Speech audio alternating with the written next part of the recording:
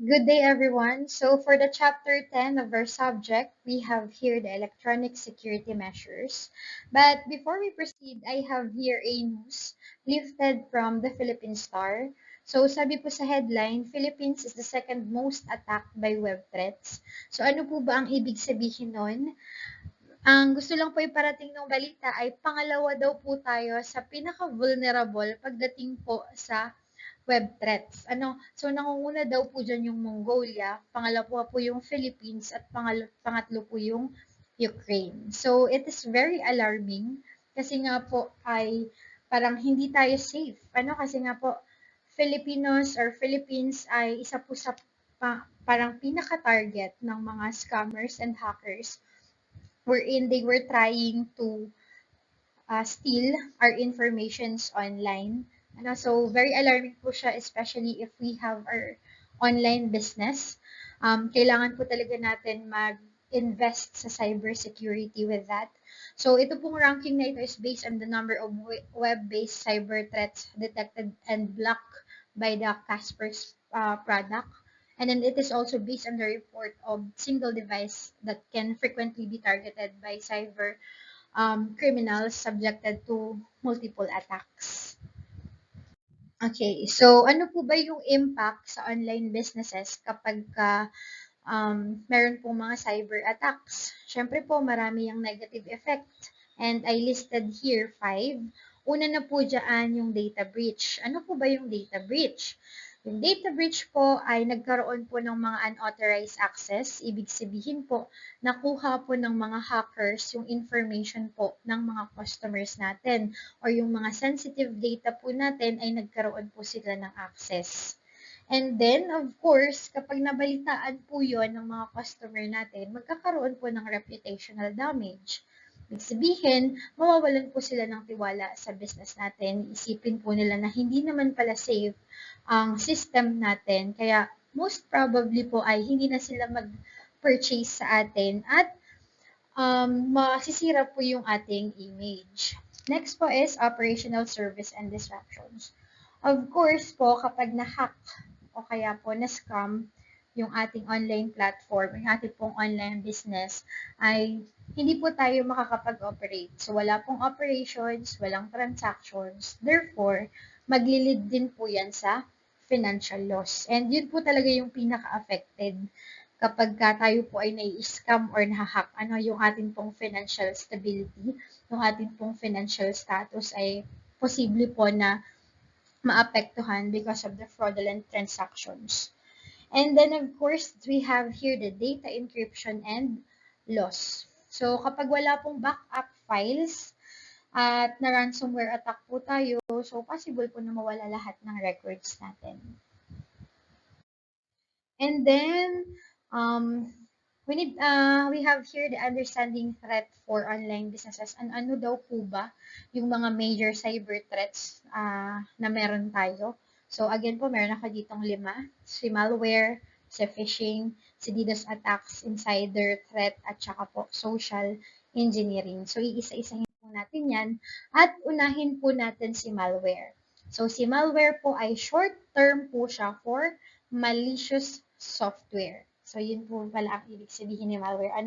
Short term po siya again for malicious software. So, ano po ba yung ginagawa ng malware?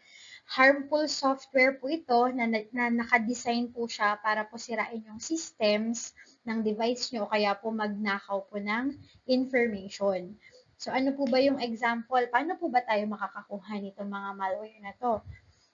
So, possible po na makuha natin yung malware kapag tayo po ay nagda-download ng mga pirated na movies, na mga kanta, o kaya po nagda-download po tayo ng mga crack version na software, mga crack version na application. So, pag dinownload po natin yun, akala natin nakakalibre tayo kasi nga, tulad nga po ng example ko na meron akong kakilala na hindi naman siya naka-premium sa Spotify, pero walang ads yung kanya pong Spotify kasi sabi niya, crack version daw yung dinownload niya na app. So, most probably po kapag dinownload niya yun, ay may kasamang malware. Ano mo magiging effect nun? Possibly po ay mag-lag yung device mo. Kaya po, ma-virusan nga. Sinasabi natin, ma-virusan yung iyong device. Hindi natin napapansin, yung function po ng device natin ay hindi na po tulad ng dati. Kasi nga po, napasukan na po ng malware yung device natin or yung mga gadgets po natin. So, ito po, meron lang po kasi inyong short story regarding po sa malware. Kasi alam niyo po ba na isa pong Pilipino ang isa sa mga nakagawa ng pinaka-damaging na malware sa buong mundo po ito, ang pangalan niya po ay Onel de Guzman. Isa po siyang dropout. Nag-aaral po siya dati sa AMA Computer College. Siya po ay, I think, IT or computer science student po siya. And then, nung siya po kasi ay graduating student, syempre kapag graduating po tayo, kailangan natin mag-thesis, di ba? At ang tawag po ata sa IT or sa field ng computer science ay capstone.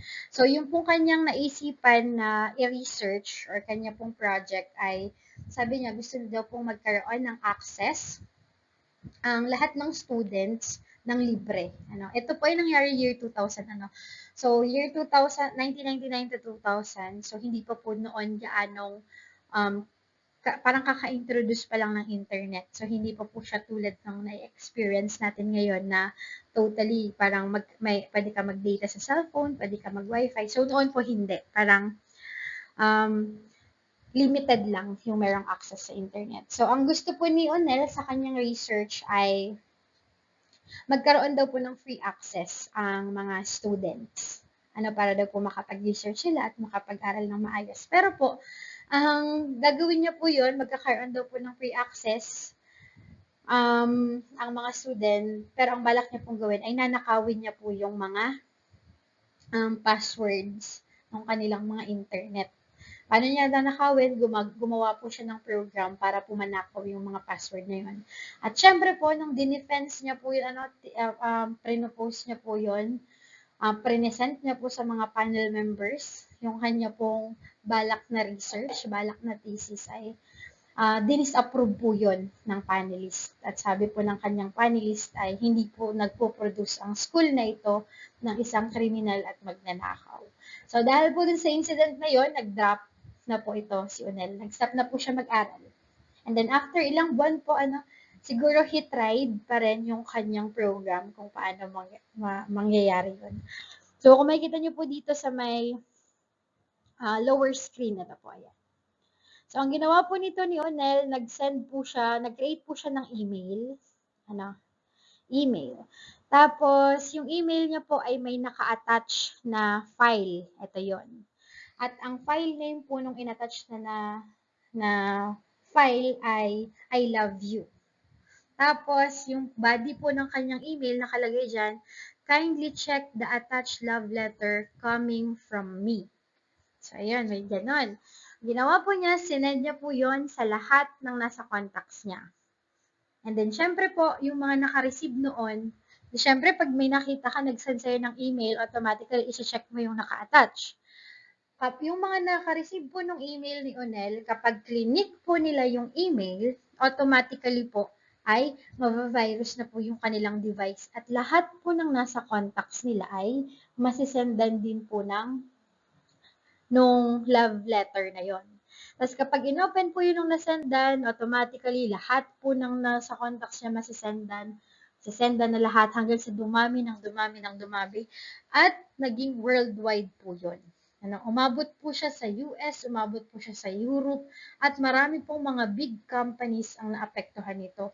Kasi nga po, kapag inopen mo yung email na yon sa device mo, yung device mo po ay hindi mo na magagamit. Nagba-blackout na siya. Nagba-blackout na yung screen, hindi mo na magagamit yung device na yon, parang masasayang po yung device. So, dahil po doon, umabot po ng halos $1 billion yung naging damages nung ginawa ni Onel. So, pati po yung mga big companies, pati yung government sa ibang bansa ay affected po yan. Since, ayun, sobrang laki ng damage, nag-conduct po ng investigation at na-find out po na galing sa Pilipinas yung virus. Tapos, nung nagkakandak na po ng investigation, na-identify nga po na si Unel yung gumawa nun. Kay Unel po galing yung virus na yon. And then, inaresto po si Unel, pero makalipas po ng ilang araw, pinalaya rin po siya. Kasi bakit? Wala pong maikaso kay Unel. Kasi po, during nung time na ginawa niya po yun, wala pa pong batas na nagsasabing bawal gumawa ng virus, bawal manghak, wala pa pong mga ganong batas. Kaya po nun, gumawa po agad-agad ng batas ang ating gobyerno. Kaya po nun, ayan, nagawa po yung Republic Act number 8792 or also known as e-commerce law. So, sabi ko nga po sa inyo, year 2000 po ito. Tingnan nyo po kung gaano ka-base ginawa yung batas. July 2000, na-approve na po siya agad. Diba kapag yung mga ibang batas po natin na ginagawa, inaabot po yun ng ilang taon, pinagdedebatihan bago po ma-approve. Ito po ay as in agad-agad kasi po ang takot po ng government natin is that baka maulit siya. Baka gawin ulit ng iba tapos hindi ulit makukulong kasi nga wala pang batas. So, noong July 2000 po, nagkaroon na tayo ng batas patungkol po sa e-commerce. At tinawag nga po yung e-commerce law under Republic Act number 8792. So, nung nagkaroon na po ng batas, pwede bang ikulong si Unel? The answer po is no. Kasi nga po, ginawa niya yung krimen, ay wala pa pong batas. So, yun po ang history po ng ating e-commerce law. Okay.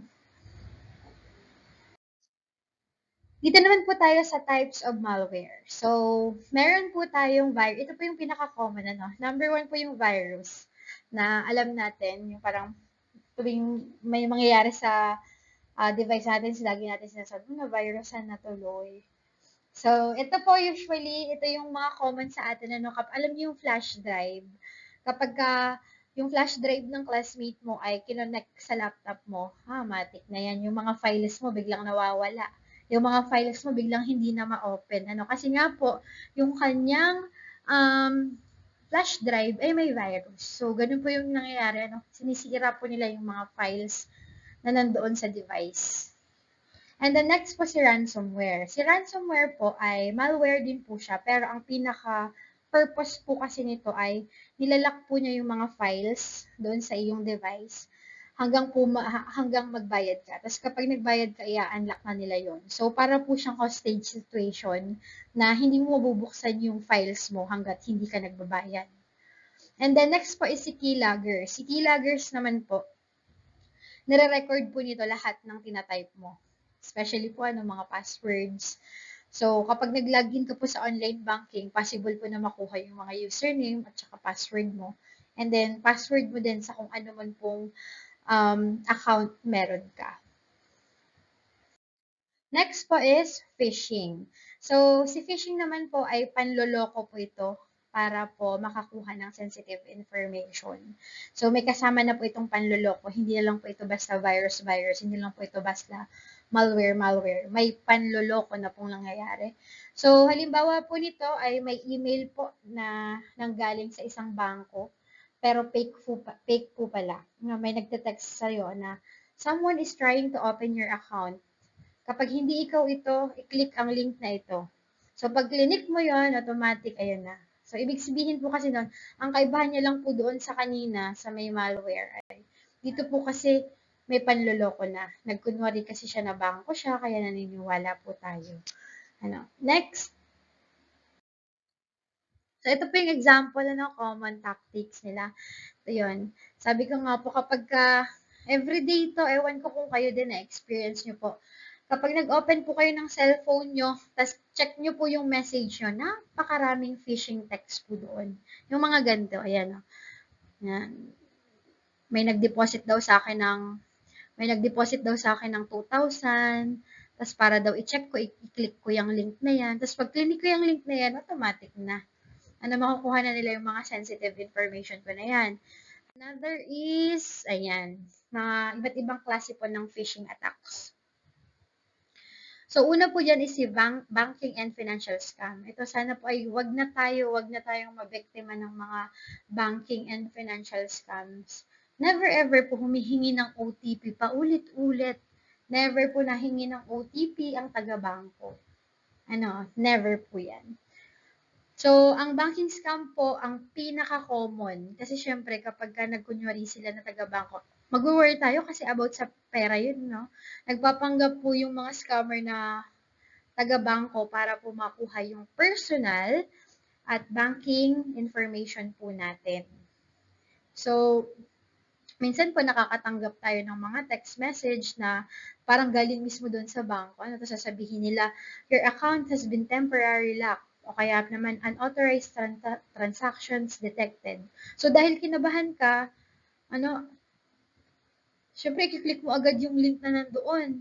Tapos, yung iba naman, nagbibigay ng OTP para daw ma-prevent yung transaction na yun. Pero again nga po, tandaan po natin, ang tunay po na bangko, never ever humihingi ng OTP, ng PIN, ng password po through text or calls. So, another is online shopping scam po tayo. Sa online shopping scam naman po, ginagamit po ng scammers yung excitement ng mga tao sa sales at saka sa discounts. So, kapag may nakita tayong sobrang laking discount, tulad ng 90% off today only, minsan hindi na tayo nag-isip kung legit pa ba yung link o hindi na eh. Gumagawa po kasi yung mga scammers ng fake websites na kamukha po ng Shopee or Lazada or TikTok Shop para po makuha yung payment details ng users. And then another po is social media compromises. Hindi pala. Job offer scam. So, dito naman po, ang target po ng scammers ay yung mga job seekers, especially po yung mga gustong magtrabaho sa abroad. Magpapadala po sila ng mga fake emails na kunwari galing po sa malaking company, tapos sasabihin po nila na hired ka na kahit wala pa namang interview. So, pagkatapos nanihingi sila ng passport details, bank information, tapos po ng processing fee. Kaya po makaka-receive kayo ng mga message. Alam niyo yung, sana ay wag po kayo mabiktima nito, lalo na po kapag kayo graduate na, yung mga ganitong fraud na biglang may mag-email sa inyo. Congratulations, you are hired in Canada. Send 10,000 processing fee immediately. Kapag nagpadala ka ng pera, wala na. Hindi mo na sila makontak. Nawala na. Wala na rin yung job offer sa'yo. And then next po is the social media compromises. So, ang target naman po dito ay mga Facebook, Instagram, TikTok, other social media users. So, minsan po, nagme-message sila, nagpe-pretend po sila na Facebook support team, sasabihin po nila na may violation daw yung account mo at kailangan mo pong mag-login sa ibibigay nila na link, pero hindi naman. So, kapag clinic mo po yung fake login na binigay nila, mag-enter ka po doon ng password, so makukuha na po nila yung Facebook account mo. And then another po is government agency scam. So, ginagamit naman po ito ng mga scammers, ginagamit po ng scammers yung mga pangalan po ng government agency para po magmukha po silang legit. Dahil natatakot sila sa mga penalties or kaya po mga legal issues. Mas madali pong maniwala yung tao kapag may pangalan po ng law, BIR, yung business mo ay may ganitong babayaran na tax o kaya may penalty ka sa BIR, sa SSS o kaya po sa pag-ibig. So, syempre, ayaw natin yun, kaya parang nararatel ka, i-click mo lang yung link. So, wag ganun. O kaya po, ito na-experience ko to, nag-i-email sa akin, nagkukunwari po siyang taga-BIR, ang nakalagay doon, you are eligible for tax refund. So, click the link to claim. May ganun pong nakalagay. So, kung clinic ko po yun, possible na makuha po na yung personal information ko. So, beware po tayo sa mga ganong phishing scams. At sana naman po wala na din po sa ating ma-scam. Alam niyo yung tumatawag, nagkukunwari na, nanalo ka sa copy ko ng ganito, bla bla bla bla, 1,000. Para makuha mo yung panalunan mo na 1,000,000, magpadala ka muna sa akin ng 10,000 para sa processing fee. Hindi po totoo yun. At kung kayo po ay may pamilya, i-inform nyo rin po sila na wag maniniwala sa mga gano'n. Hindi totoo yun. Napili po kayo sa Itbulaga na manalo ng 10,000,000 pesos. Pero bago nyo po maklaim, mag-send kayo ng 20,000. May ganun ba? Nanalo ka, di ba yung iba mga palapatali, bawas mo na lang sa 20,000 tapos yun, ihahang na nila yung call. Okay, next tayo, insider threat. So, hindi po kasi lahat ng threats ay galing po sa hackers o kaya po sa outside sa labas po ng company. Ano. Minsan po, mismong taong nasa loob ng organization ang nagiging dahilan ng security problem. So, pwede pong intentional or pwede pong accidental dahil po may access po yung mga employees sa system o sa data, mas delikado po minsan ang insider threat. Ano kasi nasa loob na siya mismo.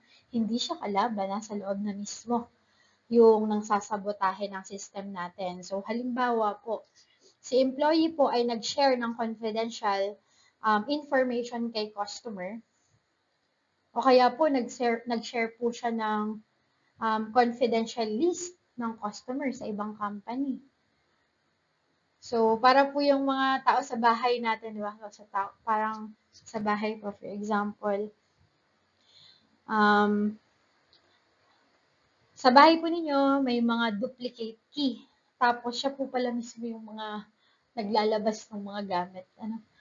So, for insider threat po yun na akala nyo ninakawan kayo. Ang pala, one of the members of your family, eh siya naman pala yung kumukuha. Siya pala yung mga naglalabas ng mga gamit. Kasi nga, para siyang duplicate key ng inyong bahay. Okay, next. Another po is, another kinds of insider threat. So, una po dyan yung tinatawag natin na malicious insider. So, si malicious insider po, sinasadya po nilang gumawa ng harmful actions. Ano? So, ang malicious insider po, yung employee po or yung taong may access po sa company system, intentionally po gumagawa siya ng masama. Usually po ginagawa niya to kasi po galit siya sa company, o kaya po gusto niya mag-revenge, o kaya po may personal gain siya doon na mangyayari. O minsan naman po, para lang po makatulong sa competitors. Kasi nga galit siya, possibly. So, dahil po authorized yung user, so mas madali po silang makaka-access sa mga confidential files po na hindi agad sila napapansin. So, parang ikaw yung trusted employee, pero ikaw yung naging trader sa company. Okay, next po is negligent insider. So, paano naman si negligent insider? So, ito naman po, hindi niya po sinasadya, pero naging careless po siya. So, dito po, wala naman pong masamang intention sana si employee, unlike po doon sa malicious insider, talagang from the very beginning, masama na po yung intention niya. Dito po sa negligent, hindi naman. Ang problema lang ay naging careless po siya o pabaya.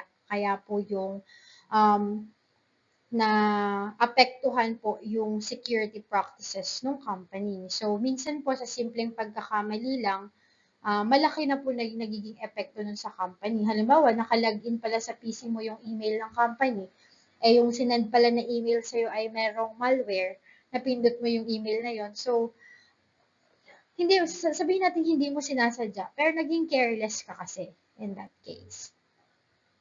And then, next naman po is si compromise insider. Si compromise insider naman po ay na-hack po yung account or credentials ng employee. So, sa compromise po, hindi po employee mismo ang gumawa ng attack. Ang nangyari po, ginamit po ng hackers yung account ng employee para po makapasok siya sa company systems. Ano, hinak nila ako para magkaroon sila ng access doon sa company. So, usually po nangyayari to kapag na-phishing po yung employee, so na-steal po yung password niya or na-malware po yung device niya. And then, next naman po is the data theft. Ito po ay pagnanakaw ng confidential information po ng company. So, ito po ay intentional. Wala pong nagnakaw na sinasabi niyang hindi niya sinasadya. Intentional stealing po ito ng important company data tulad po ng customer information, financial records, product design, company secrets, o kaya po mga business strategy.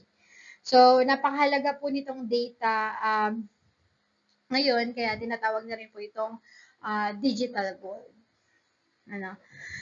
Okay, so next is another insider threat pa rin. So, meron po tayong insider authorized system access. So, ito naman po ay nangyayari po siya kapag gumagamit po ang employee ng access rights sa bagay na hindi naman part ng trabaho niya. So, hindi po porket may access ka sa system ay ibig sabihin pwede mo na pong tingnan ang lahat. So, halimbawa po, cashier. Si cashier po, ina-access niya po yung HR payroll records kahit hindi naman siya HR personnel, May access ka doon, pero kapag hindi mo naman dapat makita, ay huwag mo nang tingnan. Kasi it is not intended for you. Next po is sabotage. Si sabotage po ay intentional destruction naman po siya. O paninira po ng systems, ng files, or po ng operations ng company. Ito po yung mga disgruntled employees. Alam niyo po yon, na nagdi-delete po ng important files dahil galit po siya sa manager. Yung mga magre-resign na. Tapos, bago siya mag-resign, ginagawa niya, dinidelete niya yung mga important files. O kaya po, nandi-delete siya ng mga files ng iba niyang katrabaho. Napakasama. Sabotahe po ang tawag doon, Next is unauthorized disclosure. So, ito naman po ay nag-share ka po ng confidential information sa unauthorized people. Kinikwento mo pa yung mga confidential na information sa hindi mo naman dapat pagkwentuhan.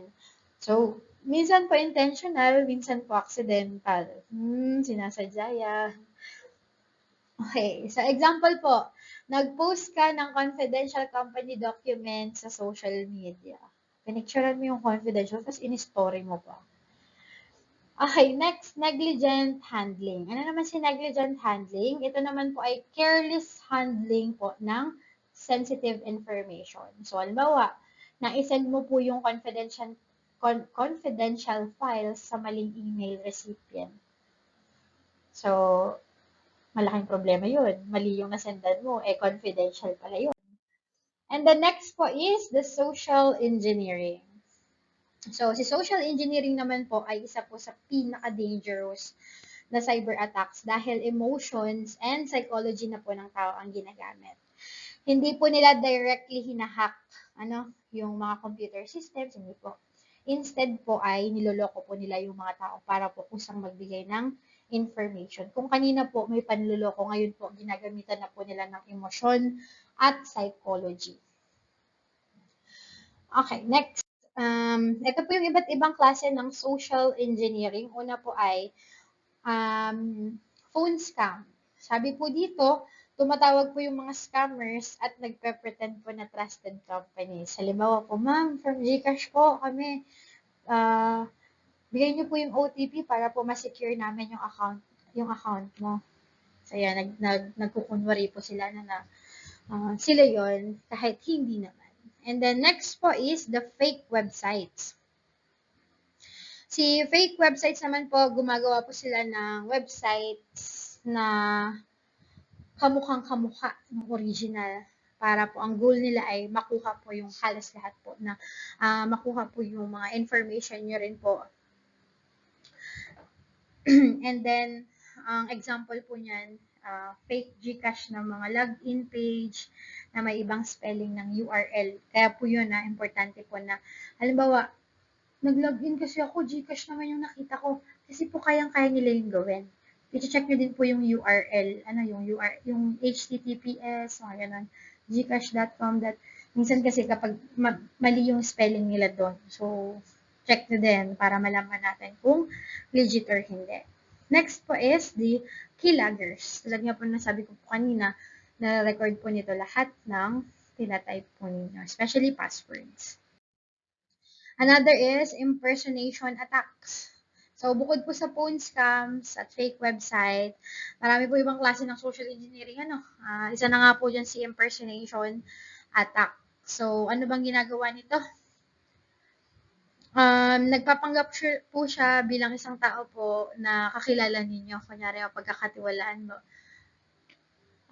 Ako to si ako to kamag-anak mo galing sa ganitong lugar, bla bla bla, pero sana naman wala nang nabibiktima nito. Lalo na kapag sinabing kamag-anak, madali na ngayon i-validate. Or minsan may tumatawag din, sasabihin na, na-experience ko again, laging sa BIR po ako nakaka-experience. BIR na may penalty. Pero na-detect ko agad na scam po siya kasi alas 7 ng gabi tumawag. Tapos taga BIR. So, red flag po siya agad. Next po is baiting. So, si baiting naman, ito po ay, halimbawa po, kaya ito, warning din. Halimbawa, inaano nyo po kayo, may naiwan na flash drive. Tapos yung flash drive na yun, syempre gusto mong kunin. May nakita kang flash drive. Pag nakita po kayong flash drive, SD card, or any external storage, huwag niyo pong kukunin. Kasi, baka po may nakastore doon na virus. Tapos kapag sinaksak niyo po yun sa device ninyo, possible po na ma-hack or magkaroon po ng virus yung inyong device. Kasi nga po, bait yun. Parang sinadya na po na iwan doon yung flash drive na yon, yung SD card na yon, para if ever may gumamit noon ay magkakaroon ng virus at doon po papropagate yung kanyang program na malware. Okay, next po is charity scam. Ito naman po si charity scam. And-exploit naman po nito yung weakness ng mga taong napapanood niyo po ba yun, yung mga naghihirap, tapos bivideohan, tapos i-upload, tapos maraming maaawa, tapos yung mga maaawa magdadonate ng pera, tapos hindi naman lahat ng pera binibigay din sa nakakaawa na yun sa video. So that is also a form of scam. So ginagamit po ito para po maawa. Kunyari gumagawa ng mabuti para daw po maawa. So usually po nangyayari din po ito during bagyo, lindol, pandemic. So pwede siya, or kahit ano pong natural disaster, pwede po siyang mangyari. So gumagawa po yung mga scammers ng mga fake donation drives para po makakakuha ng pera. Kunyari, sige, mag-donate kayo dito, ibibigay natin doon kay Lolo na nasalanta ng bagyo, kawawa naman kasi sila. But in reality, sa kanilang lang din po napupunta yung pera. Next po, how we can prevent and mitigate. Ito naman po yung prevention and mitigation strategies po. Based po doon sa mga na-discuss po natin na mga cyber threats.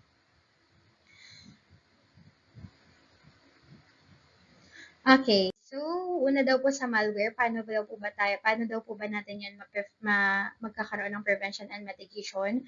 So para po maiwasan ng malware attacks, kailangan po natin ng tamang security practices at awareness. So pwede po tayong mag-install ng mga antivirus sa mga PCs po ng employees natin na pwede pong makadetect o kaya po makaremove ng mga harmful files or malwares po. And then next po is the regular software updates. Kapag may available updates po sa ating software, ay pwede po i-update natin kasi for sure merong update doon for the security measures. So, mas updated po yung ating ginagamit. And then, implement firewall. So, yung firewall po kasi, nagmo-monitor po yun at nagko-control po ng mga incoming and outgoing network traffics. So, pwede po silang makascan if ever na may nagtatry po mag-attack sa ating pong devices. Another po is secure web browsing. So, dapat po siguraduhin po natin na safe at secure po yung mga websites bago po natin gamitin. Example po, yung HTTPS nga po na sinasabi ko sa URL, meaning po encrypted po yung connection nun. So, tapos yung, alam nyo po yung may padlock doon sa dulo ng link kapag tinype nyo po yun doon sa inyong Chrome or sa inyo, yan, sa search bar po natin. So, ibig sabihin po nun ay safe po yung ginagamit po natin. And the next naman po is si awareness. So, dito naman po sa awareness, nagkakandak po ng training sa mga employees, ina-educate po natin sila kung paano po maiiwasan. So, as in, regular training for the employees, and then regular data backups po, reliable data backup strategy to ensure the critical data is regularly backed up and stored in a secure location. Dapat lagi pa rin merong backups yung mga files, especially po kapag sa business po natin. And then next po is phishing prevention and mitigation. Paano naman po natin maiwasan yung phishing? So, dito naman po ay, halimbawa po, dito, una po sabi, email filters and phishing tools. So, ito po kasi, tools na po siya. Pwede po tayong mag-subscribe sa mga ganito, pero may bayad nga po siya. Ano po bang ginagawa niya? Automatic system po ito na nagde-detect po na, at hinihiwalay po yung mga suspicious emails bago pa man po siya makarating sa inbox ng users. Minsan po mapapansin nyo, kahit regular emails lang, pansinin nyo po yan, especially po kapag ang gamit nyo yung Kabsu email, mapapansin nyo po na kapag may nag-send sa inyo ng email na hindi po gamit yung Kabsu email, may naglalagay po doon sa baba, nag-yellow po yon. Tapos, lalabas po doon na this email seems suspicious. May ganun po. Lalo na kapag yung email po ay may naka-attach na file. May ganun pong warning sa Kabsu email po natin. Next po is URL inspection. So, sabi ko nga po sa inyo, check nyo po kung may HTTPS, tapos dapat po meron pong padlock doon sa may dulo. Next po is strong password policies. So, dito naman po ay ini-enforce or ini-encourage po tayo na gumamit po ng mas complicated po na password, para po mas mahirapan po yung mga hackers na manghula or makrack po yung gamit na software natin para po ma-attack yung informations natin. So, kasi po kapag weak po yung password, mas mabilis po kasi siyang mahulaan. So, ang advice po ay gumamit po tayo ng combinations ng capital letters, small letters, special characters, at saka numbers. Another phishing prevention po ay phishing security awareness training. So, ayun, kailangan din na po magpa-training sa mga employees natin kung paano may iwasan yon. And of course, dapat po regular yun. Dapat ina-update natin siya every time. Nire-remind po natin yung mga employees natin na hindi mag-engage sa mga ganong activities. And then next po is gumamit daw po ng multi-factor authentication or yung MFA po. So, mag-add po ng extra layer of security. Hindi lang, di ba minsan yon, experience nyo po kung kayo po sa Facebook, nakaganon. Na kapag nagla-login po kayo, pag in-enter nyo po yung password nyo, hindi kayo automatically nalalagin.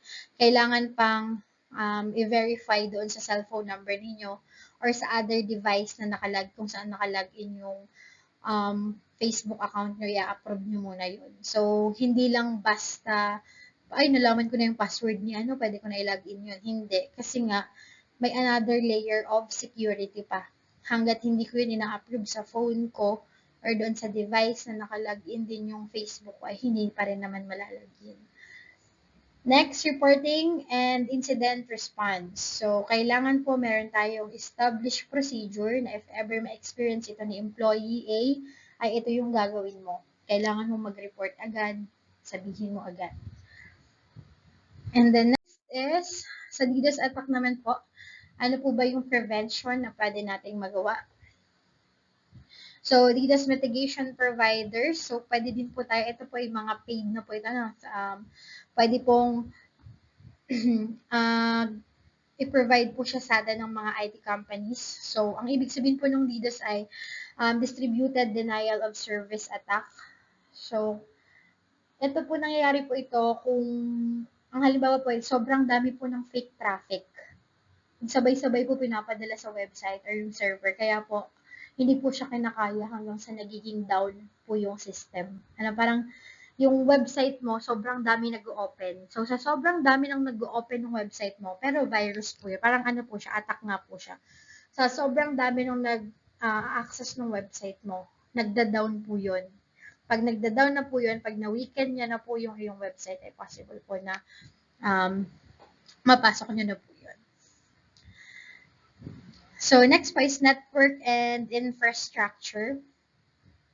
So, dito naman po kailangan po mag-conduct ng network monitoring tools para po maka-detect po ng unusual traffic patterns. So, again, most probably, this is a program pa rin. And then, traffic filtering and rate limiting. Same po doon sa ating email na nafe-filter na po siya agad. Hindi na po hinahayaan makaabot pa sa end user yung email na yun. Next, sa insider threat naman po, ano po ba yung pwede natin gawin para ma-prevent natin yon? So, pwede po tayong magkaroon ng employee screening and background checks. So, bago pa lang dapat i-hire yung employee, nakandak na natin to. Access control. So, hindi po dapat lahat ay binibigyan natin ng access. Dapat po yung mga authorized person lang. At hindi po dapat lahat may access. Yun lang po dapat kung sino yung may pakialam doon sa file na yun or doon sa data na yun. Sila lang dapat yung makakakita na. Another is user activity monitoring. So, kailangan pa natin mag-deploy ng user activity monitoring. May monitoring kung sino ang last touch doon sa data na yon or sa file na yon para alam po natin kung kanino mag-start ang investigation once na may mangyari. Next. Another po sa insider threat, of course, yung confidentiality and non-disclosure agreements. So, NDA po ang tawag niyan. So, ito po yung nagsasabi po ito na bawal po i-share ng employee ang any confidential information about po sa company. So, pinoprotektahan po kasi nito yung customer data, company secrets, financial information, tsaka po yung mga business strategies. So, parang promise po ito or contract na bawal pong ipagkalat yung secret po sa loob ng company. Next po is regular auditing or response plan. So, paano naman po ito? Nagkakandak po ng regular audits. Dapat po yung regular audit po ang sabi. Review po tayo ng access logs, kung sino ba yung mga nag-access nito ng mga empleyado. Hindi porket trusted mo yung employee ay hindi mo na po siya i-audit. I-check din po natin minsan or dapat po meron tayong regular schedules kung kailan natin siya i-check. Kasi baka sa sobrang trust siyang pinaka-trusted na employee doon sa company ay hindi mo na check. Yun pala ay meron ng hidden agenda. Next is security awareness training. So, mag-provide again, syempre lagi naman training ng regular security awareness po para sa lahat ng employees. The next is sa social engineering naman po. Paano daw po natin mape-prevent? Of course, training pa rin. And tapos, ayan, suspicion caution. So, ini-encourage po yung mga employees na magtanong or mag-report po kapag may mga unexpected sila na nakikita ng mga transactions or kailangan po mag-verify ng legitimacy. Ay, feeling ko okay naman to. Kapag feeling po dapat ay i-report lagi. Kapag hindi ka unsure ka doon sa mga kiniklik mo or nangyayari doon sa device na it would possibly cause damage to the company. Siyempre, dapat laging cautious tayo. Kung na-feel ng gut mo na may something, report na agad sa manager or sa IT department. Of course, two-factor authentication, tulad nga po nung kanina, hindi lang po isa yung password mo, kailangan mo pa siya i-verify sa other device. And then, reporting and blocking, provide clear procedure to report and yung mga attempts po na nakikita po natin doon sa ating system. Next. Ayan. So, kapag secure po kasi yung online business natin, mas nagtitiwala po yung customers. So, cybersecurity is not only about protection. So, nakakatulong din po ito para po, number one, mapanatili po maganda ang reputation, para po magkaroon ng customer confidence, at syempre po, of course, mapalago po yung ating business. So, mas likely bumili yung mga customer sa website po na secure at saka trusted. So, kapag secure po kasi yung payment system, nakikita mo po, halimbawa, secure yung payment system nila. Tapos, verified, may mga badges po yung online shop nila. So, mas kampante po yung buyers na mag-transact. So, kapag lagi naman pong nahahack yung businesses, so possible po na mawalan po sila ng customers and sales. And that ends our discussion about electronic security measures. So always remember po, kahit isang click lang, pwede po itong magdulot ng ang pagkawala ng pera, pagkawala ng files, pagkawala ng trust, at malaking damage po sa business. Kaya po, think before you click. Protect your password, verify suspicious message, avoid suspicious links, and stay updated po tungkol sa cybersecurity threats. Thank you and bye!